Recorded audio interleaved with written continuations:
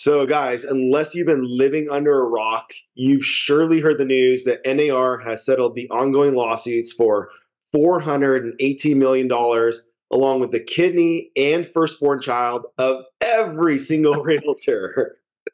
I mean, that's what Instagram said, at least, right? Well, of course. Yeah, of course. My name's Kyle Chernetsky. I run a couple of real estate teams here in Northern California, including the C Group, C2 Realty Group, and CNC Property Management. And CNC Property Management manages just about 1,500 rental units here in Northern California. And boy, the media's been tough on us realtors, huh?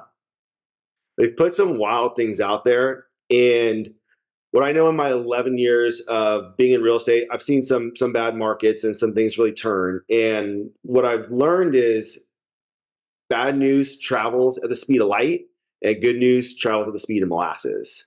And if you're here today, you're here to hear that good news that's going to travel slowly. So we have my good friend and real estate coach, Erik on the call today. And I actually had my coaching call with Erik right before this. And Erik told me a pretty great quote that's been kind of ringing in my head since he said it. And I think it holds true for what we're talking about today too. And is we're no longer calling it change. We're calling it an upgrade or a benefit. So as realtors, we can't see this as a change. We have to see this as an upgrade in the way we do business. In today's webinar, we will be talking about all the changes that took place and all the bad things that happened. We're going to focus on the slow-moving molasses of how we're going to adapt and improve on this. If you're not familiar with Erik, he's a top national real estate coach. And of course, he's my coach. He runs a phenomenal sales team in Fargo, North Dakota, and also puts on one of the best real estate conferences in real estate, which is coming up this June. Erik's been running his real estate team this way with these methodologies since inception. He's been doing it for over 10 years in this manner. So his team is primed and ready for this change. It's the only way that his team knows how. So I'm excited to have Erik come on and teach us all how his team does business and how we're going to all upgrade the way we do business with our clients moving forward. Thanks, buddy. Hey, first of all, 30 days ago or so, when we decided we were going to do this, we were going to go a totally different direction. And then our world had changed. So it makes great sense that we actually put time and energy into what is the hot button issue. So, gang, if I am new for you, if you've never engaged in my stuff before, you and lots of other people, I don't need to be known. I just need to make sure that you hear the message that's for you. And so the best way to listen in these kind of situations is traditionally active listening. So if you're watching live here, put some questions in the chat box as we go. That's super important. Rebuttals, pushbacks, compliments on my super cool hat, all those things work really well. By the way, Kyle, we're ordering some real hats that are going to outperform your current real hats because you've got me inspired. I just want to name that little throwdown here. In addition to that, gang, I've been in the real estate industry for 18 years now. I was a part-time agent, then a full-time agent. In a 3-year span, myself personally, I sold over 400 homes. So I understood the complexities of being an agent. I have ran a team now for 12 years. My team in the last 12 years has sold over 7,000 houses. So we've done a lot of transactions. A lot of you are in like Northern California where like your average sales price is $1 million. Of the 7,000 houses that we've sold, 4 of them have been $1 million. And one was the house that I bought for my lake. So just understand we're in different worlds in terms of like volume of GCI and all that, but we are still speaking the same language. I also want to tell you, I have failed miserably over and over and over and over and over again. And that's actually where my best lessons come from. It's not the smart stuff that I do, but it is the wise stuff or the mistakes that I make. That's where my value comes in. And I'm a guy that's failed a lot. I've lost millions and millions of dollars. I've stumbled and fumbled and tumbled through this all, and it is a privilege to be here with you. So I'm going to bounce back and forth from a slideshow. Kyle and I are going to have a lot of interactive conversation as we go, but if you're watching live again, don't just sit silently. Go ahead and type something into the chat or into the Q&A. That would be helpful for you. Also, if you can see, I put here my little handle at Real Erik Hatch. I'm really active on the Instagrams, and so if you want to be active on there and follow anything that I'm doing, it's like a interesting balance of like family and life and real estate and self-deprecation and funny stuff. So it's a nice combination of all of it, and it'd be an honor to grow with you over there on the Instagram. So that's the easiest way to get in touch with me. Okay. With that being said, here we go. We're still going to talk about money today, gang. I think that most people want to make more and work less. Kyle, wouldn't you say that, like, we've been coaching together for 3 years? Wouldn't you say that that has been the catalyst for you on things like, I want to figure out how I have the greatest possible life, both with time and money? Absolutely. Yeah. I think when I first sought you out as a coach, that was what I was looking for, was to get out of the daily grind of the 7 days a week, 14-hour days. Mm-hmm. And that balance is so essential. As we find it here, I will tell you, time is more valuable than money. And right now, I think that people are undertrained and fearful of these new changes that have happened. Unless you've been living under a rock, here is a brief synopsis of what's happened in the last 6 days. The National Association of Realtors settled on a lawsuit. This was just in the state of Missouri. There's going to be copycat lawsuits all over the country. And they came after the big dogs. They came after the largest brokerages, national franchises and brokerages, and they came after the National Association of Realtors. Most everyone has settled, to the best of my knowledge, and the National Association of Realtors settled as of last Friday for the tune of over $400 million. And there's some changes that are happening now in the industry. And the clearest change I can give to you is this. Realtors on the buy side cannot guarantee that a commission is paid from the listing side, from the seller.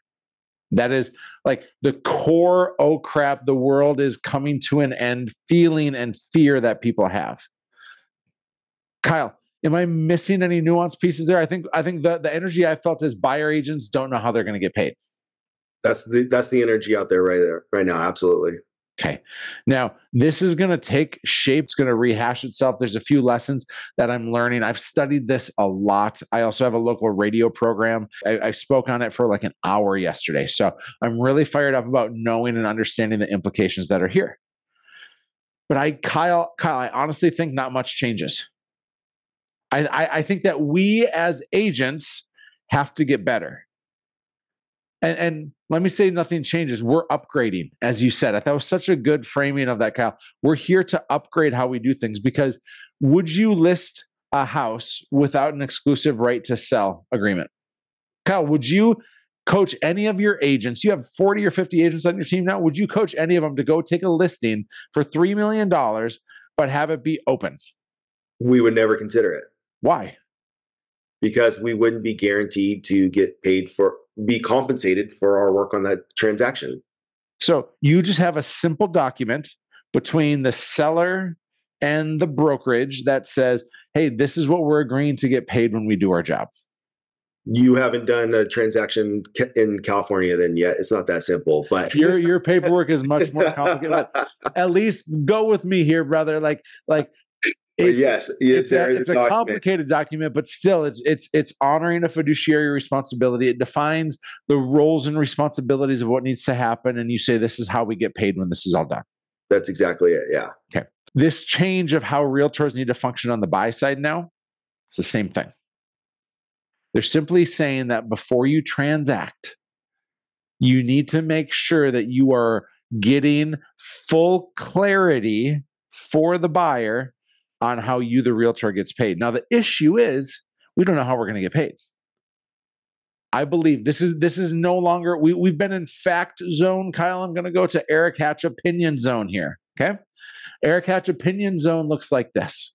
Most of the time, it's in the seller's best interest to create free market energy around their place, meaning offering compensation so there's no steering from the buyer agents, creating a value proposition where they're getting the most amount of eyeballs and energy on their property in the shortest amount of time. And the best way for them to do so is by offering to pay a commission to the agent representing the buyer. that has been, and will be, I think, the continued norm. By the way, gang, did you know that all commissions have always been negotiable? Always. Did you know that seller could choose not to pay the buyer agent? That's always been a choice. Always. It's just brought to the limelight now. They're trying to get clarity around this. They're trying to upgrade this so that buyers don't feel misled. Sellers don't feel misled. That's what's happening here. There's no, I mean, of course, there's ill intent and ambulance chasers and people going after these dollars, but it's nowhere near as malicious as we maybe feel it to be. And so you get paid. Remember, I said you can get paid 3 ways. Number one is you're going to get paid because the seller is still going to pay that commission. Number two is you're going to have a conversation with the buyer. And here's what the conversation looks like. Kyle, let's say I'm the agent and you're the buyer. Yeah. You tell me you want to look at a house. I'm like, Kyle, man, I can't wait to work with you. I'm going to honor my relationship. I'm going to work hard. I'm going to help navigate through, minimize your headaches, get you in the property and the time you want with the price that you want. You have a guy who is fully experienced and ready to go on your side. But I want to make sure that we understand that I need to support my family through this. Are you okay if I get paid for the time I invest in this? Seems reasonable to me. Yeah. Well, most cases I'll get paid from the seller. But sometimes the seller won't pay. And so we need to agree right now what you think I'm worth. And what's standard for me is I'm 3%. That's what we do. And of course, it goes to my brokerage and they take a bunch of fees and everything else. So I don't get that full 3%, but I only get paid when you actually transact the house. And we can even try to build it in at closing costs and other things. But are you okay paying that 3%? Because that's my standard. That's what I work for. Seems reasonable. Yeah. I mean, so that's number two, right? Is you get paid from the buyer. Number three is maybe the seller's going to offer like 1% and you're like, I'm going to work for 2%, because you already had that conversation with your buyer of what you're worth. Just like you would a listing commission. It's the same thing. We're so fearful of this new territory, Kyle. It's the same thing. What do you see on your side? Because you live in California, I live in North Dakota. These are very different energies, but you have a responsibility to lead a huge team. What are you seeing and feeling about this? I think initially most of it is shock over just the change and what the media is posting. So that's just mostly the feel of what it is. Once people kind of get through all the noise and get to like what you've pointed out is not much has actually changed, but there's just more, basically there's more transparency, there's more clarity around it all. And that's all that's happening. And that doesn't need to be a bad thing for there to be more clarity, more transparency for the consumer. Yeah. So people are still getting paid. And we know it creates some muddy waters because now it's a new rhythm that we don't know how to dance with yet, and it's never been fully tried and tested. So we're going to break some things along the way. I think that's some of the frustration with it. But more clarity for the consumer is a win. It's an upgrade. Yeah. It just means that we have to figure out. Sharon, who's the president of Real, the brokerage that Kyle and I are at, he did an amazing job of laying out a whole bunch of insight on this. I'll post the link here in the chat in just a moment. But I need you to know and understand that he lives in like the LA Laguna Beach area. And he's like, we used to take this route, but now we got to take this route. We're still going to the same place. We're still going to experience the same things, but we just got to take a different route. And that's what this is for us. And so realtors, take a proverbial breath,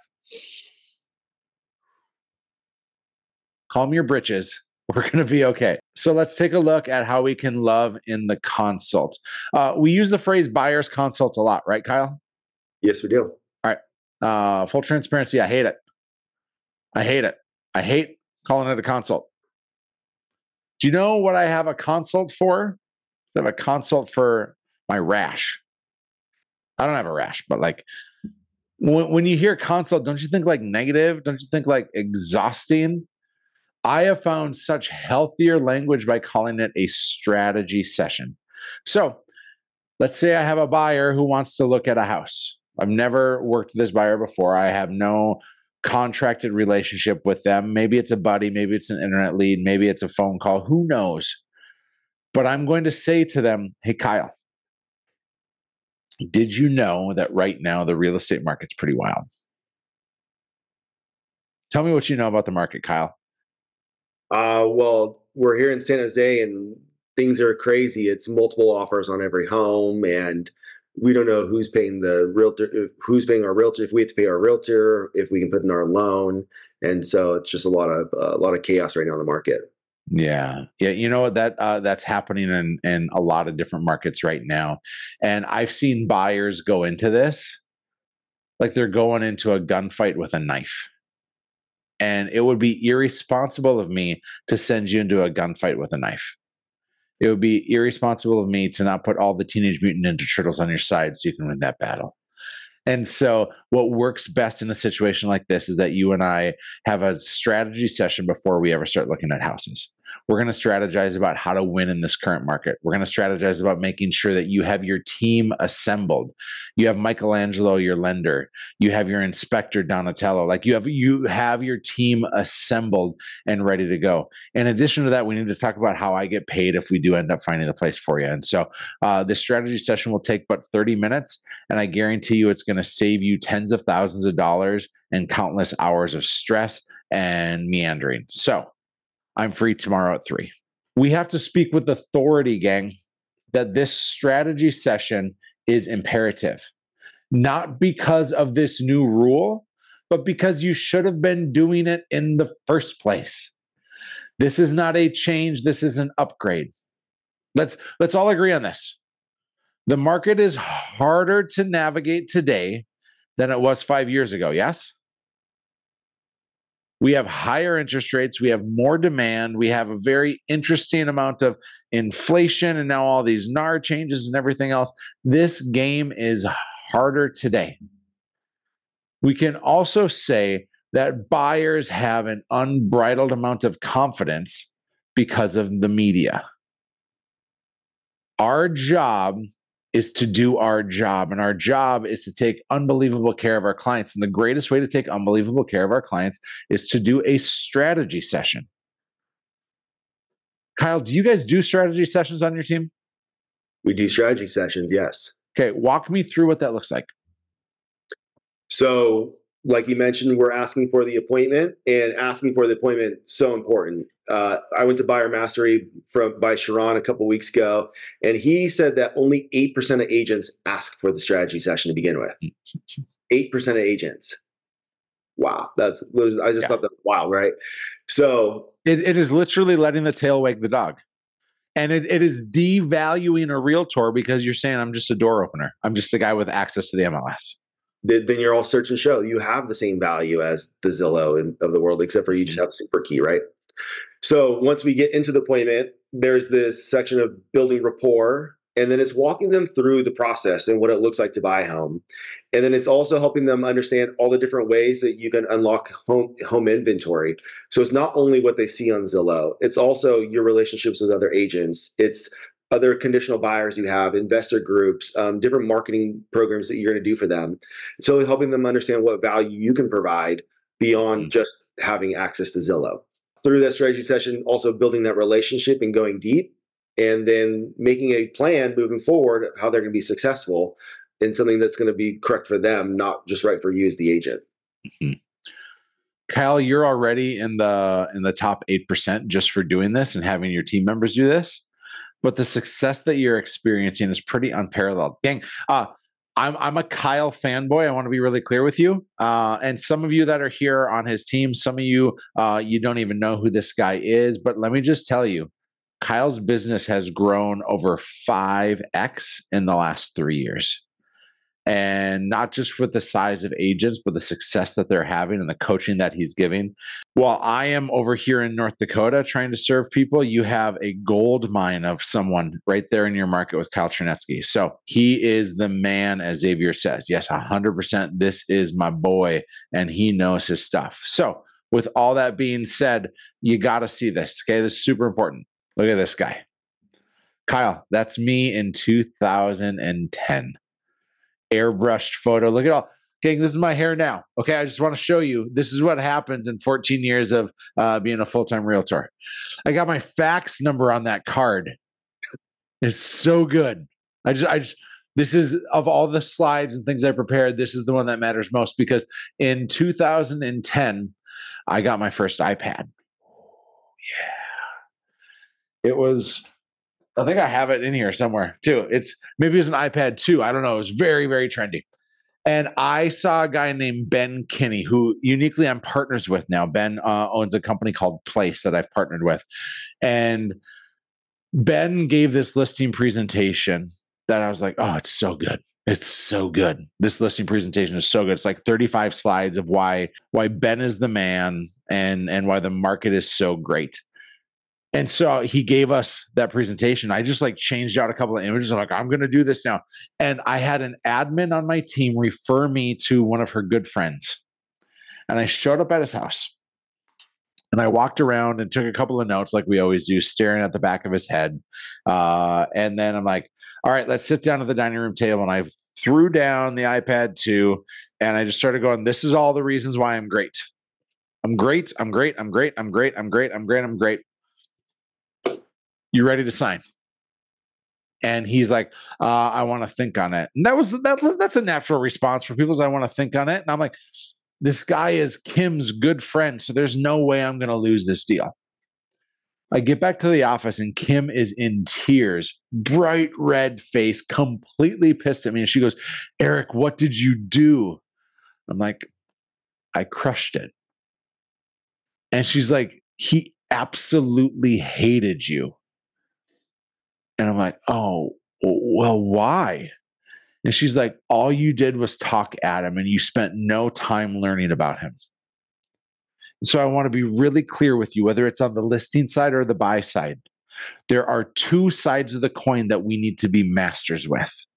We need to be masters with our value proposition, understanding our market, what we do, and how we help them get what they want. And we also need to be masters in relationship capital. Making them feel seen, heard, wanted, and valued is the way in which you get paid. Making them feel like you are their only client is the way in which you get paid. In fact, I put it out on Facebook a couple of years ago and I had over 100 people answer. Here's the question I said. If you are looking to hire a realtor to represent you, what's the most important thing? Number one, that you work with the most award-winning, highly touted, recognizable realtor in your area. Number two, that you work with a realtor with a proven system to save you the most amount of money and to get your time frame honored. Number three, that you work with someone who gives you unbelievable attention and you feel like you're their only client. And over 100 people answered, over 100, which makes it true, right? Because it was on Facebook. So of course it's true. Nobody said number one being the most award-winning, highly touted, marketed person. Nobody said number one. About 10 people, 10% said number two. I was shocked. I expected number two to be the answer, right? Most amount of money, least amount of time, or least amount of money on the buy side. But number three, they wanted to feel like the only client. Like a grand majority of people, close to 90% of people said that. This is stressful and unnerving for them. And we need to connect here and here. It's the two sides of the coin. And I want to give you some tools on how to navigate through this so that you can win every time. So the connection is obviously much more important than the presentation. So when you're getting together with your client, when you're getting together with your buyer, the first thing you need to do is to frame this situation. To frame the situation means that you need to let them know that this is about to be hell. This is going to be hard. The best way you do that is not by making statements, but it's by asking questions. Kyle, what do you know about the market right now? Kyle, tell me what your friends and family have experienced. Tell me what you see on the news. You get them to name all the stuff. But what's irresponsible to do is like, hey, man, I got you. This is going to be super easy. And instead, framing the situation and lowering their expectations helps you perform well, and it helps them to avoid unmet expectations and a ton of frustration. And so frame the situation is so important. Kyle, how do you frame the situation in your current market? Because your current market has some tension points to it. If you're meeting with a buyer or your agents are meeting with a buyer, how are you framing that situation for them? Kind of like how you said, so initially asking that question, what do you know about the market right now? Letting them share all that with you. And then based upon what they answer, most people know what type of market we're in. And so, correct. So we're seeing low inventory of homes, so not as many homes to choose from. And when a good home does hit the market, we're expecting multiple offers and for that price to go above what it got listed for. We had one home just that we had an offer on this past weekend, had 29 offers. 29 offers. Oh my And gosh. we were 350K over ask and weren't even in the top 5 of the offers. Our average sales price is $315,000. It's a different world, and yet it's still the same problems. It's a percentage thing. It's not a dollar thing. Yeah. So sharing those stories as well. It's asking the question, seeing what their expectations are, and then sharing those stories of what we're actually seeing in the field that help them associate and understand. Yeah, so good, brother. All right. So this is Sharon Srivatsa. He is the president of Real and maybe the smartest mind in real estate today. This is stolen from his webinar that he did just a couple of days ago. These are the 5 things he's recommending based on what we know, right? You need to get your value proposition. And your value proposition, I think, is both the connection you make and the service you provide. Kyle, what does the buyer want? Don't overcomplicate it. What does a buyer want? Home to live in. They want a house. When do they want that house? On their timeline. On their timeline. Well, how much do they want to spend on that house? The least amount possible. Okay. That's it. This feels really complicated, but what's your value proposition? I'm going to take exquisite care of you and work harder than anybody has ever worked for you. I'm going to help you find the house of your dreams on your timeline for as low as possible. It's so simple, but we're complicating the heck out of it. That's your value prop. Am I missing anything? I mean, you attended Sharon's buyer mastery thing. Am I missing anything for a value proposition? That was spot on. Number 2, elegantly explain the economics of the compensation. Hey, this is what houses are going for. This is what realtors work for. Have the conversation and make sure that you defend your worth.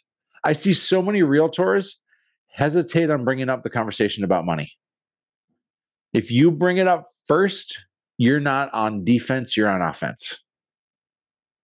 Hey, let's talk about how I get paid. Now, I'm a professional gambler. I'm just rolling the dice, hedging bets and helping people to win. And I get paid when I bring somebody to the closing table. But boy, do I work hard in that process. And so what's standard for me is I get paid 3%. And so we have an agreement that we need to sign before we ever get rolling. And it says that I get paid 3%. But most of the time, I'm going to get paid by the seller. If I can get paid by the seller, you and I will have a conversation. Each house is going to be unique, so we can't even determine what that's going to be. So we just need to establish the ground rules right now before we ever start. So, any questions? Don't overcomplicate it. All right, number 3. You got to utilize a buyer broker agreement. That's one of the changes. This is the same as a listing contract, but it's on the buy side. You have to get really familiar with it. Number 4 is adjust your workflows and forms. Make sure that this is not foreign for you, because if you stumble, you show a lack of confidence and a lack of knowledge. This should be something you're practicing daily with your team and with the agents in your office. And finally, number 5 is to work hard and be kind. Super important. In addition to that, there's a final 4 things that Sharon says that we need. He talks about educating. We, of course, educate ourselves and educate our clients. We need to protect ourselves. That's the contracts. We need to develop a plan. The developing of the plan is like my favorite part. We need to focus on this. So this is not overcomplicated, but I just want to tell you this.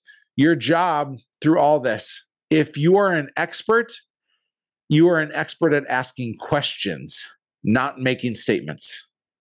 One of my favorite quotes is this, and Kyle has heard me say this on our coaching calls. Insecurity flexes. Think about that person that you know that is always talking about how great they are, and you know how much of a mess they are. When you talk about things with unbridled confidence, I think that a lot of people think that you're full of hot air. Think of that car salesman. Think of that person that gives you the heebie-jeebies. It's probably because they're full of puffery and their insecurity is flexing. But if you show up and you ask really great questions with the intent to have that person self-discover, you're in complete control and they're doing all the talking. It's a beautiful thing. Kyle, we've worked on this hard with you over the last 3 years. What kind of success have you seen with your team as you've gone from making statements to asking questions? It's still something to struggle with every day, right? But it's made leaps and bounds to the business, and it's also made leaps and bounds to my relationships with everybody on the team and clients. Like you said, insecurity flexes. So that's what we mostly do. And Instagram is like the proliferation of this. It's like on steroids. We see it nonstop. People are only showing their vacations and these victories and how they're looking perfect. But people are connected to the moments of weakness and the vulnerability. And so being able to share that, it honestly is tough. But once you start doing it and start feeling the results from it, it makes a difference. It's a leadership thing. It's a relationship thing. It's a way to serve our clients thing, and be a great question asker. It is such a powerful resource. We have 4 sections that are going to help you to do the perfect strategy session. 4 sections. Okay. The first section is all about them. And by the way, you maybe will change from some of the time frames, but please don't change from the order. This is intentional. Heart before head, relationship before transaction. That for me has helped us to sell so many houses and find such a great amount of success. So in this first section, I like 15 minutes. In fact, for people that are new to it, you literally set a timer. You have something that goes off. It's like, okay, now I get it. So you've walked around the house, you've met with them for the first time and they're coming in because they were really hot on 123 Main Street. Here's how I would pivot in this, because I think people always wonder, how do you pivot? Kyle, let's role play this out, okay? You play the part of the buyer that really wants to see 123 Main Street, and I'll play the part of the agent. So, ring, ring. Hello? Kyle, hey, it's Erik with Hatch Broker by Real. Listen, I saw you were online looking at 123 Main Street. I'm wondering, is that the house for you, or are you just browsing, kicking tires, wasting time at work? Well, we really like the looks of this home. It has the backyard that we're looking for, and it's in the right neighborhood. So we're really excited to go see it, hopefully this weekend. Okay, first of all, nobody will ever give that much information, but nonetheless.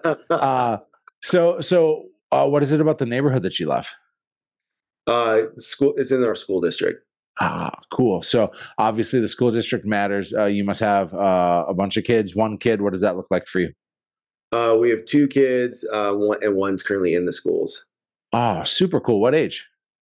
She's 6. I have a 7-year-old. Is she first grade? Is she kindergarten? She's first grade. Yeah. Okay. Awesome. And how old's your other one then? He's just 4, so not in school, not in the schools yet. Will they start next year or the year after? Year after. Okay. Okay. I'm just going to stop there because we don't need to ask about Kyle's dumb kids. I'm kidding. My wife's not on here. I would never say that to Melissa. I would never. Gang, you have to understand. He called or he went online about the house, right? Whether he's calling me or I'm calling him, I'm not going to talk about the amount of bedrooms that he wants. I'm going to talk about the people that are in the bedroom. That makes the difference. I'm going to talk about not what school district he needs to be in. I'm going to talk about why he cares about the school district. It is one layer deeper than where many people are going. So I'm going to ask questions. And I promise you, one of the greatest hacks you can possibly do is to take notes as somebody's talking. It shows a massive amount of care and attention to them.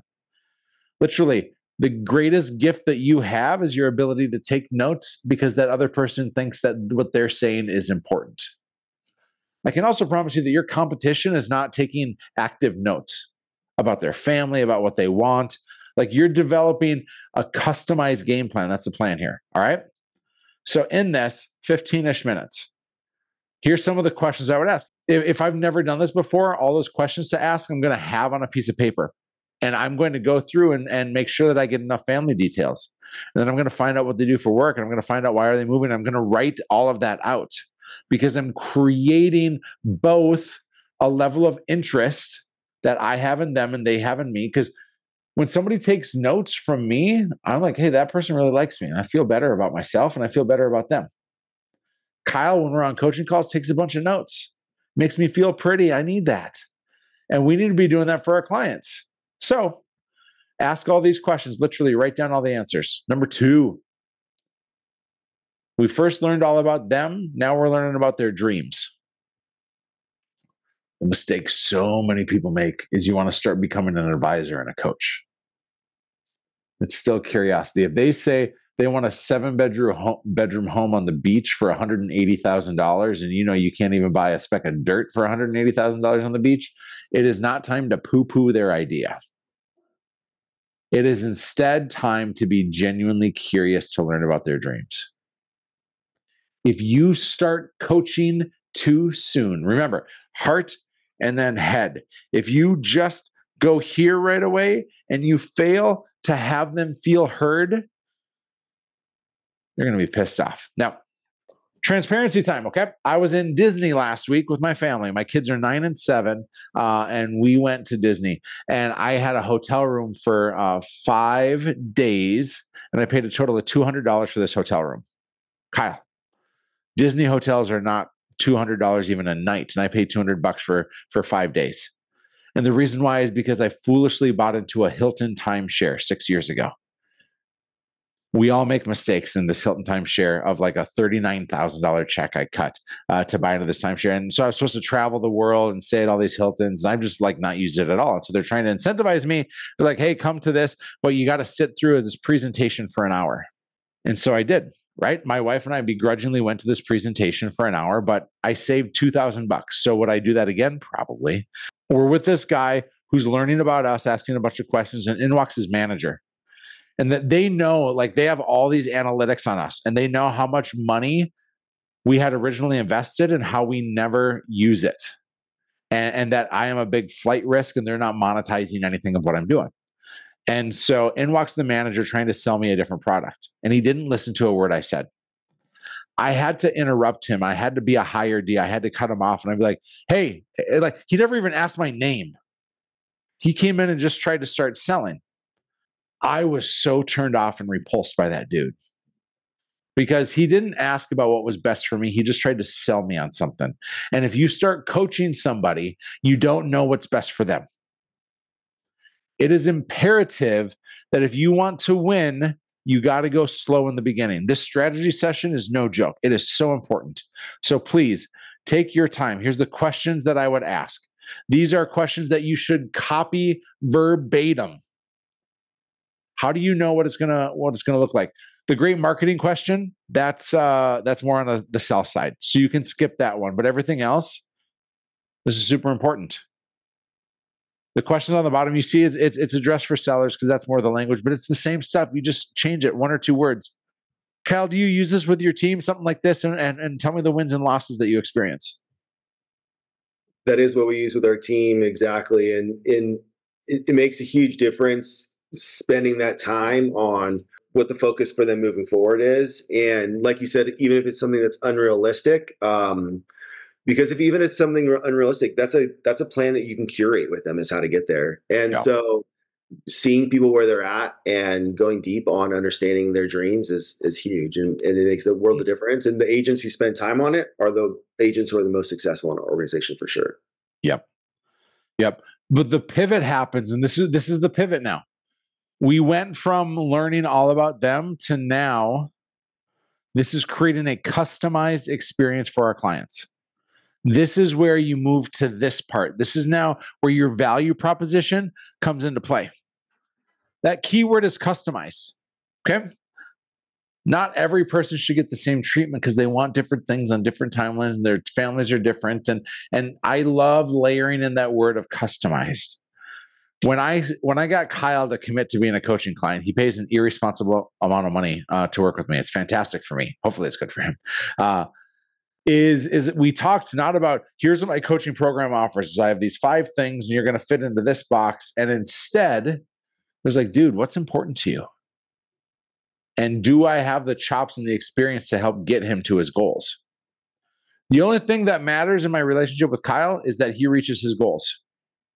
And the only thing that matters in your relationship with your buyers is that they reach their goals.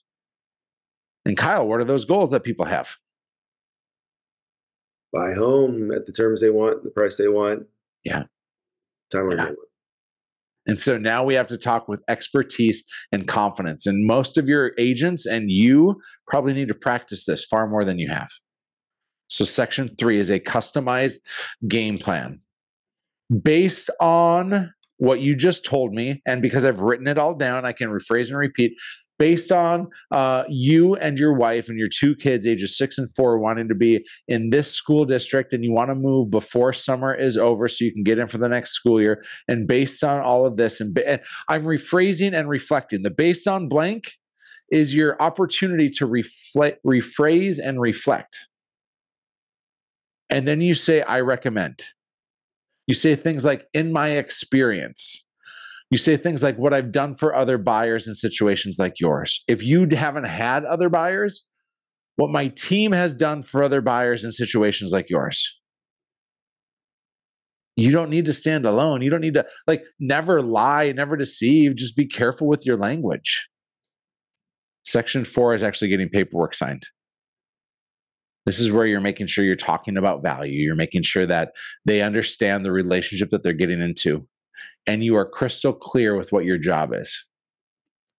Your job is to be their fiduciary and to help them to win, to get them the house they want and the time frame they want and the price that they want.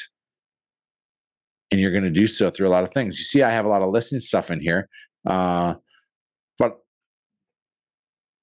Kyle, I think realtors right now are spinning because this is new for a lot of them. They've just gone and followed the orders of the buyers, and that was get me in a house, and then hopefully if they wrote on it, then we would protect it.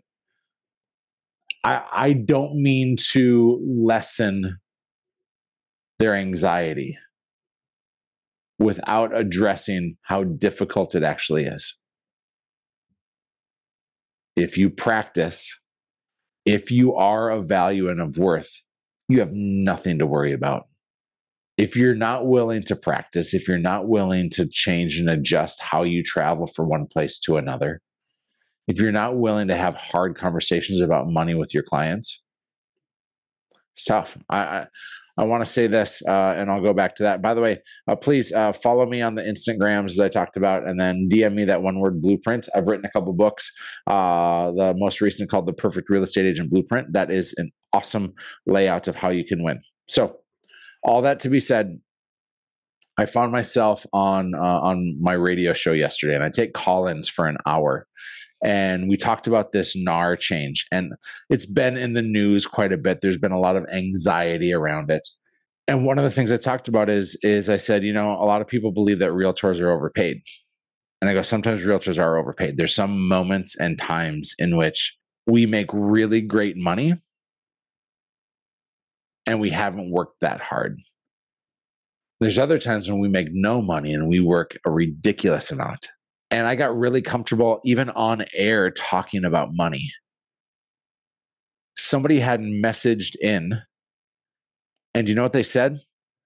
They messaged in and said, Erik, you spend tens of thousands of dollars a month advertising. You obviously get paid too much.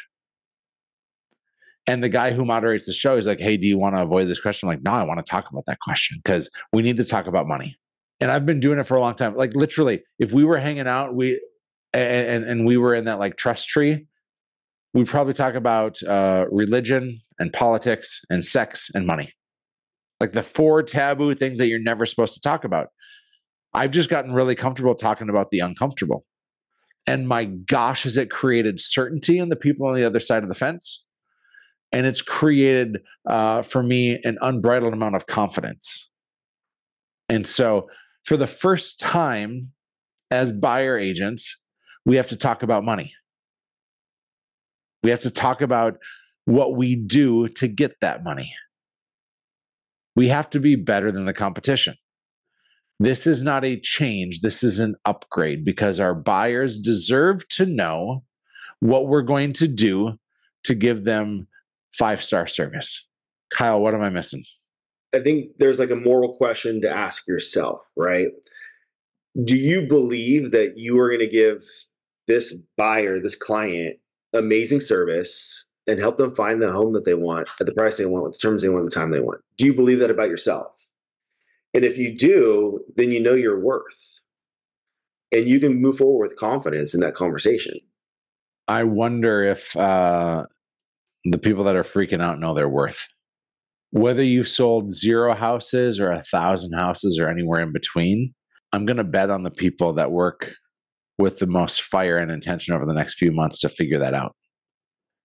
Those that are digging their heels in, good riddance. Because this is an opportunity to serve our clients better, period. And the benefit of us serving our clients better is that we get an unfair share. The byproduct of great service is big money. I want to give a gentle little nudge as well. Kyle, you have an event coming up on April 19th, right? I'm coming out to your area. I'm going to hang out with you for the entire day. And I'm really excited about that. But I think it's really important that you hype that here for a minute. Absolutely. Yeah. You saw me jump the gun, put it in the chat there earlier. So April 19th, we have our Summer to Remember event, and Erik will be headlining the event there on April 19th. It's at the Monterey Convention Center. And so if you enjoyed hearing Erik present today and want to get to hear him live, he'll be there all day. He'll be here all weekend, experiencing the Monterey culture and getting to meet the team and things like that. Super excited for the event. It's going to be all action packed and action items, things that you can put in your business to implement this summer to make this a summer to remember. Yeah. I can't wait, first of all. Second of all, Kyle, I want you for just a brief moment because right now, some of the agents on here are not with your team, right? We have people from all over the California area that have come to this. Yeah. And you're doing something right now that is a unique way for people to get paid with immediacy. I think one of the big scary things that happens in real estate right now is, how am I going to get paid? How am I going to make money? Especially now with these changes to, it's riddled with uncertainty. And you have developed a plan that can get agents paid literally by the end of the week. And I want you to just touch upon that for a moment. Yeah, so we have a program called Investment Partner, and we met with the actually Investment Partner team monthly, and we met with them this past Tuesday, and we opened up the conversation, asking everybody kind of their feelings, their expectations, their fears about the changes. And the one thing I could reassure them with is, hey, with all these NAR changes, your compensation model with Investment Partner does not change. And so what investment partner model is it's a unique relationship between brokerage and property management. And so we have a large property management company that spans throughout all of Northern California. And so that property management company naturally gets inbound leads from investors and people who are seeking property management services. And so these could also be accidental landlords, people inheriting properties, things like that. And so as an investment partner, you have the ability to earn commission now to go and sign that person up for property management services. But the bigger opportunity exists to build that relationship with that investor and then to curate them as a future buyer for you or to nurture them into becoming a seller. And so we have people on the team now that are getting quick listings from this. And it is the most unique way in real estate to get a listing agreement right now. And as listings become more and more as an emphasis moving forward, we are the only team with this available. And then also an investor is the best buyer you can have. Your average consumer buyer, NAR just came out with a study last year, says buys and sells every 10 years right now. Investors are buying sometimes twice a year, every year. And so it fills your database with these people who have the ability to buy multiple times per year and use you as that agent of choice. So high value leads that can turn into multiple transactions quickly, that maybe have a property or 2 or 3 or 4 to sell. And in addition to that, if they simply choose the easiest option, and that is, yes, we're going to have this home handled by Kyle's property management company, they get paid a commission and a cut on that. Exactly. You're eliminating some of the fear that people have, and that's a big deal. This isn't a sales pitch for that. It's an opportunity that people will be foolish not to come knocking on. So Kyle, I think what you're doing is special. I think that us continuing to figure out how to service this industry, not by doing what everything has done. Like, this industry is not going to change. It's going to adapt and improve and upgrade. And we get to be a part of that. And that's pretty fun. Absolutely. Yeah. Hey, man, thanks for having me on. This is super great. Folks, if I can be of help to you, find me on the Instagrams and we can have a conversation. Thanks everybody today. Thanks, Erik. As always, this is amazing. Much love.